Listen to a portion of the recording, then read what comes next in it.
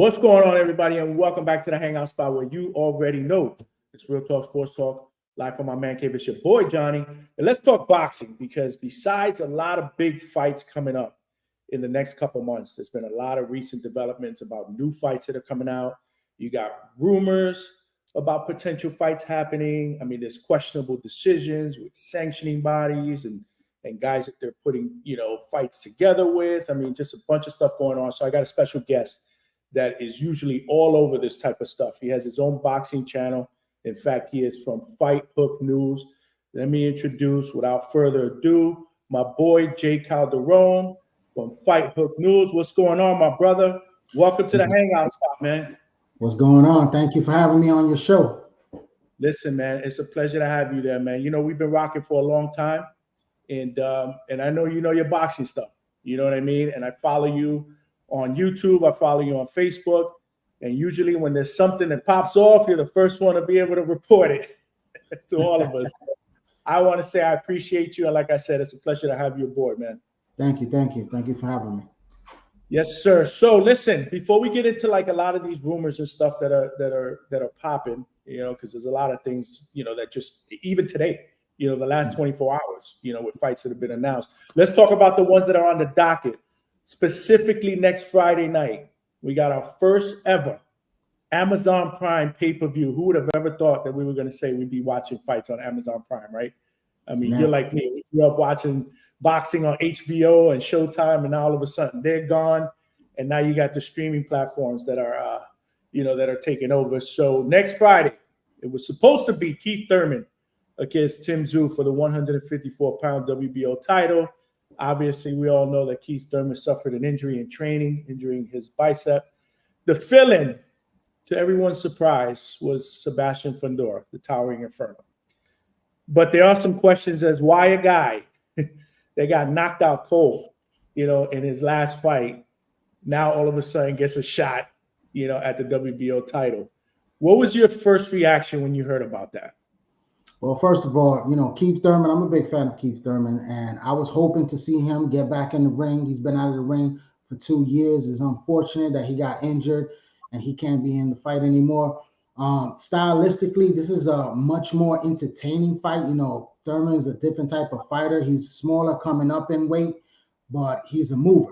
The Towering Inferno, Sebastian Fundora, this guy is like 6'5". He's a giant. He throws a lot of volume punching, and this guy, he's a good fighter. He's a solid fighter. He's a top contender in that division. But him coming into this fight, it's a great fight. It's still a great fight. Him getting the title shot, 2 belts on the line, I don't agree with that. That's boxing politics. That has to do with the governing bodies being greedy and wanting to get into that, that cash flow of the Australian power that Tszyu has, and PBC involved with the situation as well. So, the 2 belts on the line shouldn't be on the line. This should be a non-title fight. He was already on the card fighting for a vacant WBC title that he shouldn't have been fighting for. He was fighting against the guy from the Ukraine. He shouldn't have been fighting for a title in that fight, but now he's in the main event fighting for 2 belts, and he just got knocked out by Brian Mendoza. I mean, that was a vicious knockout, and he's already, in the mix. It should have been a non-title fight the way they had Keith fighting a non-title fight. They should have kept it like that, and it's still a great fight. It's going to be an action-packed fight, and I can't wait. I agree. I don't necessarily have a problem with him being the opponent. Like I said, I mean, he fights at the same weight division. But for the titles, yeah, I question that, right? And like you said, the politics of boxing once again, rears its ugly head. But you mentioned a couple of things that resonated. Number one, I agree. I think it's going to be an entertaining fight because of the styles. And I put out a short video, letting the fans know that. Sebastian Fundora, as big as he is, as tall as he is, as rangy as he is, he doesn't fight like a tall guy. He fights like a short guy. He likes to mix it up in the pocket. So, and we all know how Tszyu is an old school throwback fighter. A lot of people compare him to a Mexican style of a fighter, right? Mm-hmm. He's going to want to go in there and bang it out. So, for as long as it lasts, I think it could be a much more entertaining fight, or the word that I would use, and it's the same word that I've used for the Rolly Pitbull fight. I think it's going to be a fun fight. But I'm not sure, like I said, unless Sebastian Fundora learned from his last experience. I mean, the thing with him too that I notice is when, and you correct me if I'm wrong, when he's in the pocket, and he's mixing it up, he has a tendency to leave his chin out there, and he's just tailored, to me, he's just tailor-made for a guy, like Tim Tszyu's style. What do you think about that? Yeah, he's definitely going to get caught with them shots from Tim Tszyu, because Tim Tszyu, he'll walk you down, he'll break you down inside. He has excellent punching power and he has excellent timing. So he's going to get to Fundora sooner or later, and Fundora does not use his height and reach. As big as this guy is, you've seen from the videos of them doing the face-off. I mean, that's a crazy size advantage that he has over him. If he had a really good, solid jab, it'll be a nightmare for Tim Tszyu to even get in if he had a solid jab, but he doesn't use it. So once Tim Tszyu gets close enough, he's going to catch him with them shots, especially with them looping right hands. Once he lays him, he's going to put him out just the way Brian Mendoza was able to catch him and knock him out. It's going to be like another replay of that fight right there. Yeah, that's an excellent point. It really is. As far as the card in totality, I was looking at it, and I think it's going to be a pretty fun card. Yeah, I think it's going to be a pretty good card. I mean, even the fight before the main card, you got Elijah Garcia against Kyron Davis. I think that's a pretty interesting match. Great prospect. Great prospect. And then Julio Cesar Martinez in the opener. He's fighting Angelino Cordova. For his WBC flyweight belt, you got Brian Mendoza. Well, Brian Mendoza, he steps in for Sebastian Fundora. He was supposed to fight Boyachuk, right? Right. Boyachuk. They're fighting for the interim title now. So again, Brian Mendoza's coming off a loss to Tim Tszyu, and he gets a title shot. So a lot of questionable stuff there. But at the end of the day, even with the Rolly and Pitbull fight, which I think has a tendency to steal the show based on styles, I think these guys are going to go in there and they're going to bang it out street style. You also got Lara on the card too. Lara's going to be on the card. Yeah. So I think it's a good debut for PBC on Amazon, but I'm interested to see how this whole thing plays out. But it shouldn't be pay-per-view though. It shouldn't be a pay-per-view fight. I mean, they're talking about doing 12 to 14 events, and some of them are going to be a mixture of pay-per-view fights, and some of them are going to be on Amazon Prime for the subscribers of Amazon Prime. So that first one should have been an introduction for all the subscribers of Amazon Prime to introduce them to boxing on Amazon Prime. But they just made it a pay-per-view because they put too much money into it. Keith Thurman, 12 days out, had to pull out of the fight. They kept it as a pay-per-view. It's gonna bomb. It's gonna bomb as a pay-per-view, because even though it's a really good card, Keith Thurman was gonna sell that fight. And they got two Australians on that fight, the guy that's fighting Lara, and then also Tim Tszyu, which they're going to get a lot of that pay-per-view from Australia because Amazon Prime reaches worldwide, So it's going to be, I think it's not going to do great. It's going to be a great lineup, a great night of fights for us boxing fans. But as far as business-wise, I don't think it's going to do well. No, that's a good point. That's a good point, especially with being the first fight on the platform. You're right. You would probably expected it to be free so that you can kind of, you can get the buy-in from the public.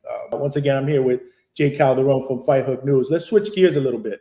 I want to talk a little bit about Canelo, because there's a lot of rumblings going on, right? So it's been announced that he's going to fight May 4th, Cinco de Mayo weekend. That's not a surprise, against Jaime Munguia, which realistically isn't a surprise either. Once the rumblings were out there that he wasn't going to fight David Benavidez, word was it was either going to be Munguia, Berlanga, or Charlo. So when I first heard about this fight, obviously I was disappointed, because like any other fight fan, I want to see him fight David Benavidez. But then now that I look at it, it's an interesting fight. I mean, it really is. Mexico against Mexico, so it's a big fight, for the country.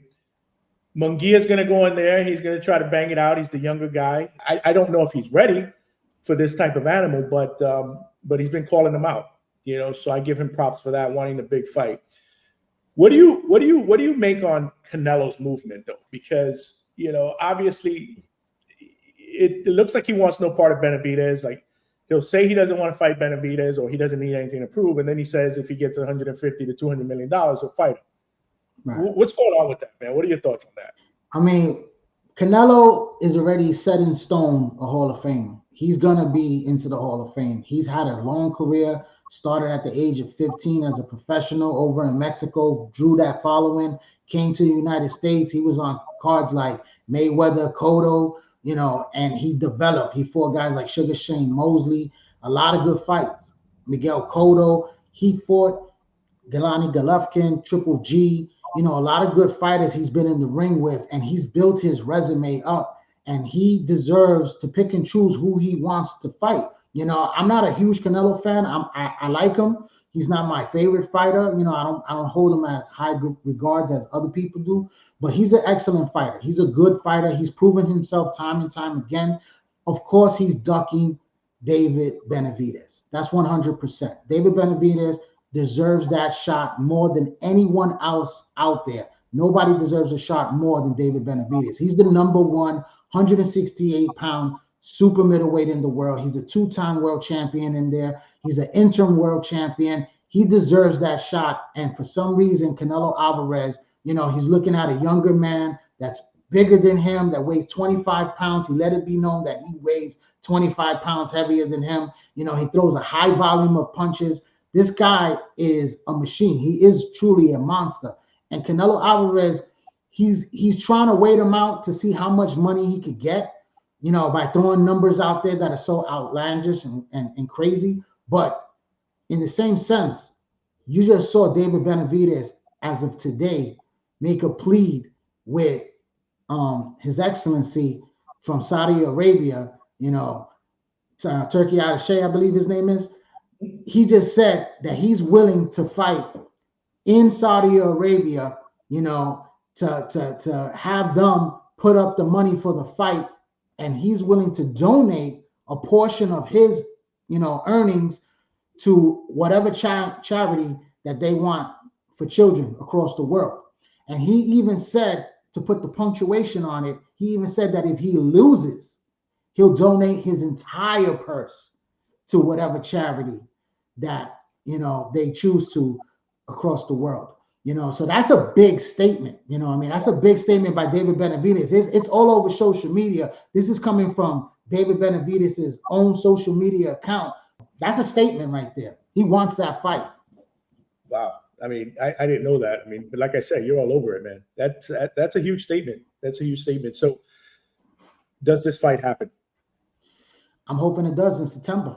Right now Canelo is putting the pressure on PBC and other people that are players in the game to produce the money to make this fight happen, because everyone wants to see this fight. And it's kind of like a blueprint of what Floyd did with Pacquiao. I know there's a lot of fault on both sides, Pacquiao and Floyd, why that fight took place six years later, but it took so long that people were starving for that fight.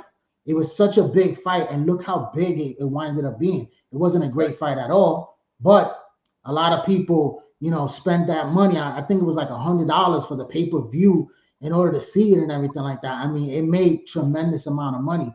So, Canelo is a smart dude. He's waiting it out. He got guys like The Zone jumping in. He got guys like PBC jumping in. And if he could get Saudi Arabia to jump in, he might see close to $100 million for a fight, for sure. Wow. Yeah, it's a good point. The way he moves right now, from a business perspective, kind of reminds you of Floyd. But I guess at the end of the day, when you're boxing's biggest cash cow, you can move and make those decisions, right? I'll put you on a spot real quick. Is Canelo the greatest Mexican fighter ever? It's hard, man. It's hard. Like I say, my favorite Mexican fighter is Juan Manuel Marquez. The man is a warrior, but you got to give Canelo his props. I think he surpassed Julio Cesar Chavez, because Chavez is considered the greatest Mexican fighter of all time, but those 89 fights that he had before losing, You know, a lot of them were cab drivers. You know, he had some good fighters in between that were really good fights. You know, the Mildred Taylors and Pernell Whitaker and all of those guys. But Canelo, you know, being a 4 division weight champion, an undisputed champion, you know, this guy could be possibly the greatest Mexican fighter. You know, he might have surpassed them. I hear that, and that's hard for me to hear because I'm a big Julio Cesar Chavez fan. I mean, Me too. growing up. What do you see happening in that fight between Munguia? I think Canelo's beats him. He probably stops him, if not by decision, but he wins that fight. You know, Munguia is working with Freddie Roach, so we saw an improvement from when he was working with Eric Morales. You know, he didn't look that great against Derevyanchenko. I mean, it was a great fight. It was a fight of the year type candidate fight, but I think Freddie Roach has added something to his game.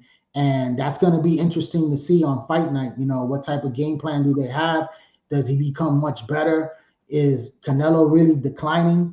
And can he seize the moment? Because he's been waiting for this fight ever since he moved up to 160 pounds. When he was a middleweight, he was chasing Triple G and Canelo for a big fight opportunity when a lot of people really didn't know who he was.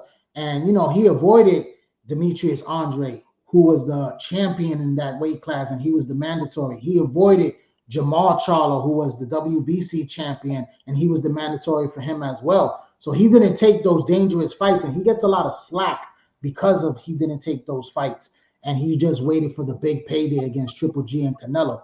But now, fast forward, you know, the guy got 40-something fights in.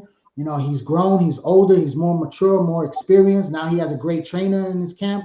He's coming off a great performance against John Ryder.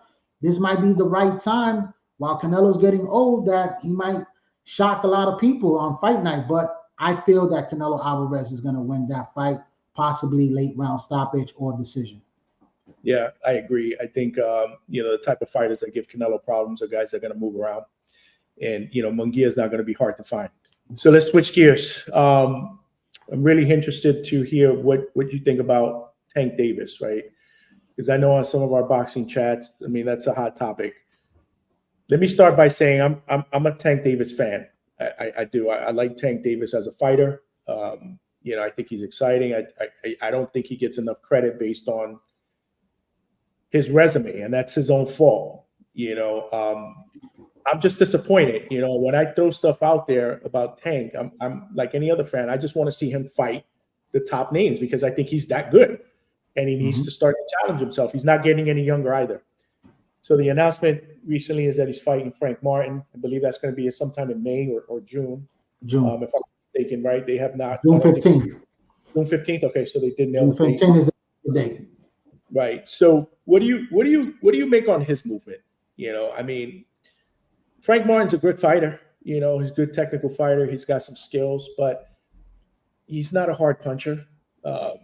What do you think about that fight and how Tank has been moving as far as his career? Personally, I like the fight. It's a really good fight. You know what I mean? No knock on Frank Martin. We want to see, you know, Tank versus the best, like you said. You know, this has been a long time. You know, I respect Tank as a fighter. He has excellent boxing skills, which a lot of people just look at the knockouts. He has great power. You know, he hurts people. But the man can box. He can use his jab. He knows how to use his footwork. You know, he has good defensive skills. The man is an all-around good, solid fighter, and he's super talented. He's young. We've watched him grow. We've seen Mayweather and Al Heyman do a phenomenal job in, you know, promoting this young man into a superstar. You know, they call him the face of boxing. He's not really the face of boxing because Canelo is still the face of boxing, but he's right there. You know what I mean? He's a ticket seller. He puts butts in those arenas, and he's a very entertaining and exciting fighter.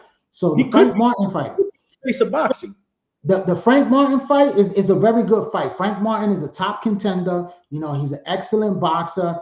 His power is not that big, but the man could crack a little, you know, but it's gonna be an entertaining, it's gonna be a really good fight. There's been talk about sparring sessions, like all these other gym wars that have been going on with, you know, him and Tank, you know, getting the best of each other in sparring. We haven't seen no footage of that, but you know, we want to see Tank against Devin Haney. We want to see Tank against the other champions at 135 pounds.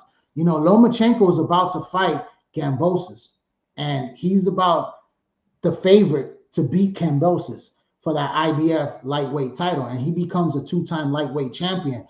As old as he is, he's still a viable contender for Tank because he just gave Devin Haney hell, and now if he becomes champion again, he's right in the mix. And Tank hasn't fought this man, I think, since 2015, 2016. They've been calling for that fight, and they've been stalling it, making 1,000 excuses why they can't make that fight. And that fight should have happened years ago, but now is the time while he's old. Have that fight at least. You know, at least give us the Shakur Stevenson, who's probably the best in the division skill-wise, you know, who's a WBC champion.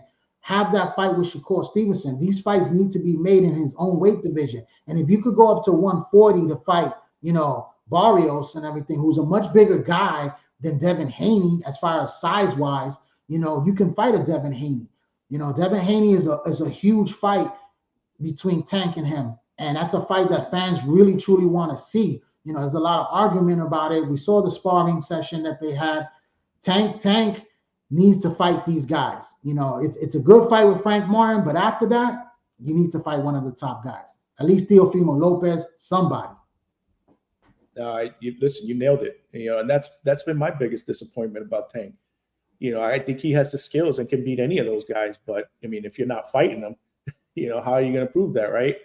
The fight that I want to see, it's funny you brought that up because that Lomachenko fight, yeah, we wanted to see that years and years ago. And, you know, Mayweather's people and they weren't even talking about it. Like, you know, they would turn the other cheek when it was mentioned to them. Maybe it's a fight that happens now because Lomachenko is, you know, obviously, you know, that latter part of his career. But the fight that I want to see is I want to see him fight Shakur. I mean, I think that would be a tremendous fight. They're both in the same division.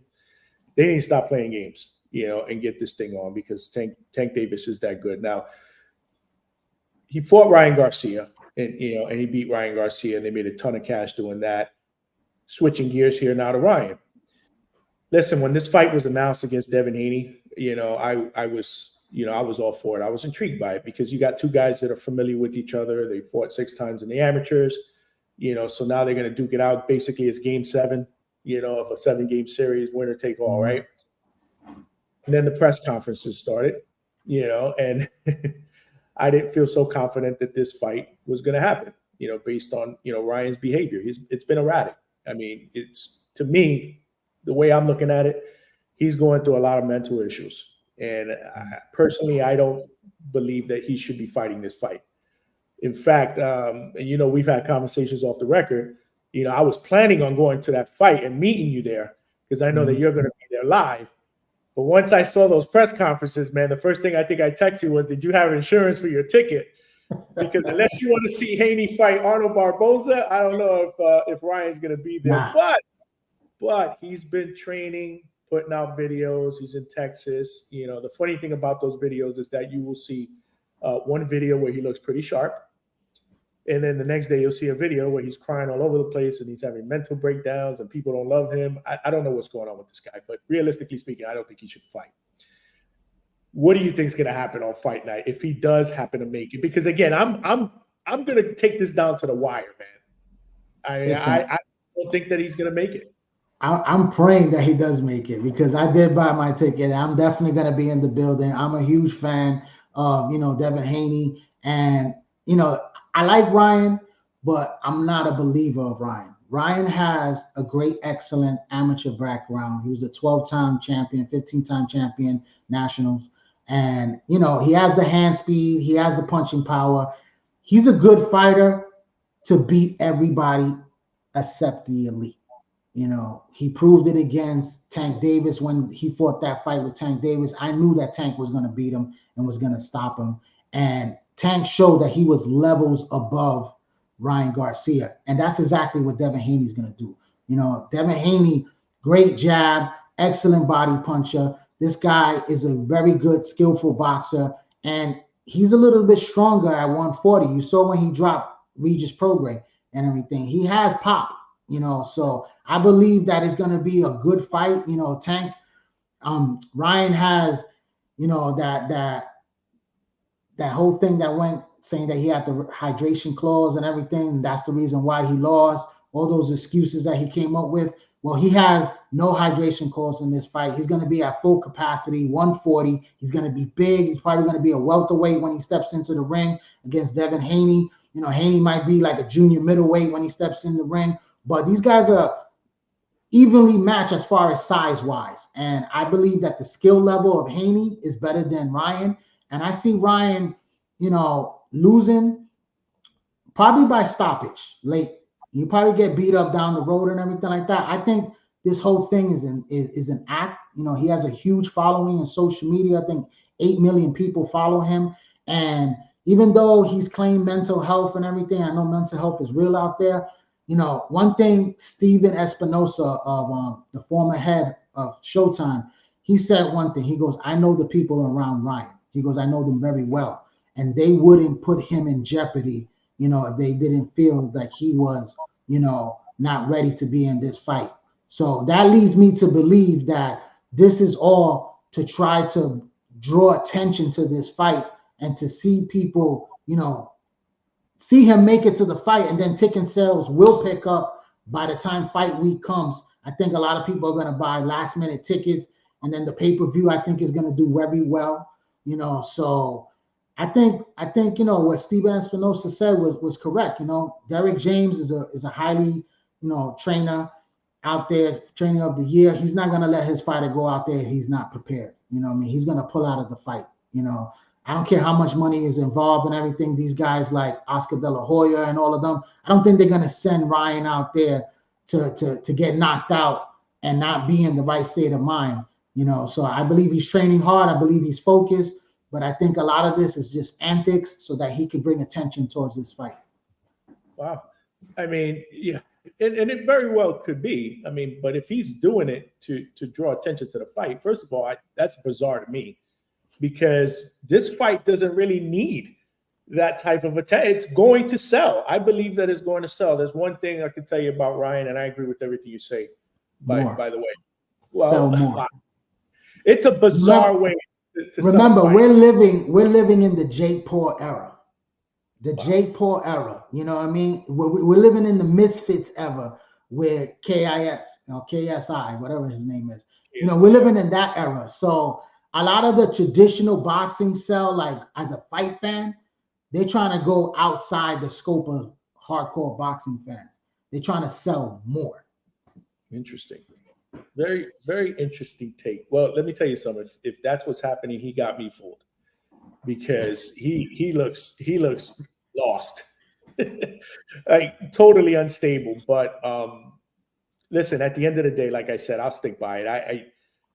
I didn't think that this was needed. I thought this fight was going to sell from the get-go, because obviously Haney is one of the best fighters in the world, pound for pound, and Ryan Garcia, you know, he sells fights.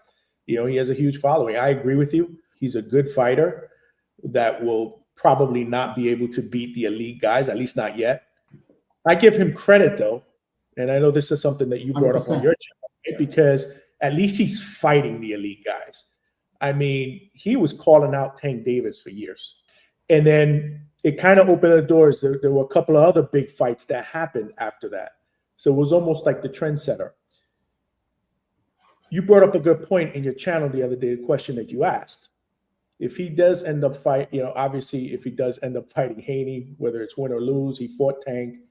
If he fights Shakur and he fights Teofimo Lopez, those are the names that he has said that he wants to fight before his career is over. In fact, he also said he wants a rematch with Tank with no dehydration clauses. Do you give him credit for at least stepping up to the plate and wanting to fight the big guys, whether he wins or loses? Listen, of course, you know what I mean? This is what it's about. You know, there's a lot of people nowadays in any sport, whether it's basketball, LeBron James, or boxing, you know, very critical times that we living in. You know, people judge so much in this world that we live in right now. And if you look at the history of Muhammad Ali taking losses, Sugar Ray Leonard taking losses, somebody the other day was making a comment about the great Roberto Duran, that he lost basically his biggest fights. You know, he lost against Marvin Hagler. He quit against Sugar Ray Leonard, and he got stopped and knocked out cold by Tommy Hearns. and they trashed him. A great legend like that, they trashed, you know what I mean? So Unreal. these are the times that we're living in. So, like I said, Ryan is good and he can become a world champion, against someone else. He could probably beat a Cambosis, he could probably, win against, someone else that's 140, somebody like Rody. Those guys he could beat and become world champions and have a nice career. But when it comes to the elite, guys like Oscar De La Hoya didn't win his biggest fights. Whether we want to admit it or not, he did beat Trinidad, but Trinidad was the one that got the victory. In our eyes, we felt that, De La Hoya threw away the fight, but Trinidad got the victory. He got stopped by Bernard Hopkins. He lost twice to Sugar Shane Mosley. So these fights, he lost to Floyd Mayweather. Pacquiao destroyed him. So he lost his biggest fights of his career, but he still had a great career. And the one thing that everyone gives Oscar De La Hoya credit for, he ducked no one. He fought everyone. So absolutely.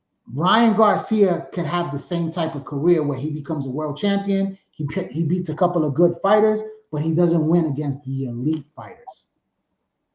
But I give him credit. He is trying to put his name out there, and he looks like he wants to fight for legacy. But at this point, he really needs to get his head screwed on right. If this is not an act, like you say, we're gonna find out on fight night. We're gonna find out. We're gonna see who's right. But a lot of good stuff. A lot of good stuff that has come out in the last 24 hours, man. I mean, you got word that Broner is going to be coming back out in the scene. I'm hearing you got Matias, Bam Estrada, Bam versus Estrada. That's going to be a good one. What other things are you hearing in the in the rumor mill? Well, they just made an announcement tonight. I mean, they made an announcement today earlier that Deontay Wilder, we knew he was going to be in a big fight. He was supposed to fight Joe Joyce. I know that was the word that I was getting, but the Saudi Arabia really wanted Zhillian Zhang to be the opponent. And that was the fight that they were pushing for. He had a rematch clause with Joseph Parker, but they winded up getting him to not take the rematch against Joseph Parker and go into a fight against Deontay Wilder. And that's a great heavyweight fight. Yeah, I think that's going to be a good one. That card, they're going to be building that card up. I think it could be a really good card. It's beautiful. That's the undercard of Demetrius Bivol versus Arthur Beterbiev for the undisputed light heavyweight crown on June 1st.